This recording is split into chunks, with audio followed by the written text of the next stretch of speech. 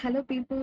இந்த வீடியோவில் நம்ம என்ன டாபிக் பார்க்க போகிறோம்னா மொபைல் ஃபோன் பாஸ்வேர்ட் செக்யூரிட்டி பற்றி தான் பார்க்க போகிறோம். ஸோ மொபைல் ஃபோன் பாஸ்வேர்ட் செக்யூரிட்டினா என்ன அப்படின்னா, ஒரு ஸ்ட்ராங்கான பாஸ்வேர்ட், பின்ஸ் அல்லது பயோமெட்ரிக் மெத்தட்ஸ், ஃபிங்கர் பிரிண்ட்ஸ்லாம் யூஸ் பண்ணி நம்ம மொபைல் ஃபோனை செக்யூர் பண்ணுறது தான் மொபைல் ஃபோன் பாஸ்வேர்ட் செக்யூரிட்டின்னு சொல்கிறோம். இது ஏன் ரொம்ப இம்பார்ட்டன்ட்னா, நம்ம மொபைல் ஃபோனில் பர்சனல் டீட்டெயில்ஸ் இருக்கும், ஃபினான்ஷியல் டேட்டா, பேங்கிங் டீட்டெயில்ஸ் எல்லாமே இருக்கும். ஒரு டிவைஸை வந்து செக்யூராக இல்லைன்னா இதில் உள்ள டேட்டாஸ்லாம் எக்ஸ்போஸ் ஆகும்.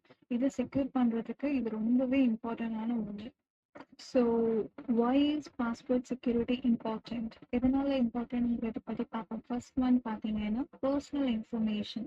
நம்மளோட மொபைல் ஃபோனில் இருக்க personal contact details, private messages, அப்புறம் photos, even banking details store பண்ணியிருக்கோம். ஒரு ஹேக்கர் ஃபோனை ஆக்சஸ் பண்ணிட்டா இவங்க சென்சிட்டிவான டேட்டாவெல்லாம் ஸ்டீல் பண்ணிடுவாங்க. ஃபார் எக்ஸாம்பிள் பார்த்தீங்கன்னா, இப்போ ஒரு பர்சனுக்கு வந்து நார்மலாக பாஸ்வேர்டுக்கு மை பாஸ்வேர்டுன்னு யூஸ் பண்ணுறாங்கன்னு வச்சுக்கோங்க. அதில் ஒரு ஹேக்கர் வந்து சிம்பிளாக பாஸ்வேர்டு ஹேக் பண்ணி எடுத்துடுறாங்க. ஸோ அவங்களோட இமெயில்ஸ், பேங்க் ஸ்டேட்மெண்ட் எல்லாமே எல்லா ஐடென்டிட்டி, பர்சனல் டீட்டெயில்ஸுமே ஈஸியாக அவங்க வந்து கேதர் பண்ணிடுறாங்க. ஸோ வந்து பர்சனல் டீட்டெயில்ஸை வந்து செக்யூர் பண்ணுறது ரொம்பவே இம்பார்ட்டன்ட் இது. ஸோ நெக்ஸ்ட் ஒன் பார்த்தீங்கன்னா ஐடென்டிஃபை தெஃப்ட்.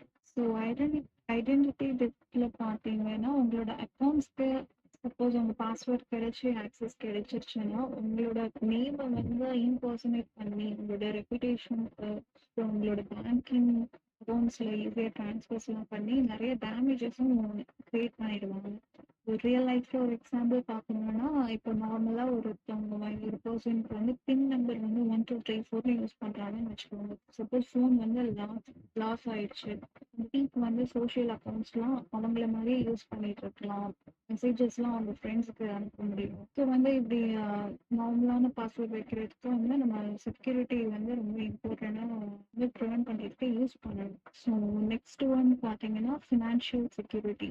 இந்த ஃபினான்ஷியல் செக்யூரிட்டியில் பொறுத்த வரைக்கும் நம்ம பேங்க் ட்ரான்ஸ்ஃபர், ஜிபே இதெல்லாம் யூஸ் பண்ணிட்டு இருக்கோம். ஸோ காமனாக அந்த பாஸ்வேர்டு யூஸ் பண்ணும்போது அது சப்போஸ் வீக்காக இருந்துச்சுன்னா ஹேக்கரால் அன்ஆத்தரைஸ்டாக அவங்களால ஆக்சஸ் பண்ணி ட்ரான்ஸ்ஃபர்ஸ்லாம் பண்ணிக்க முடியும்.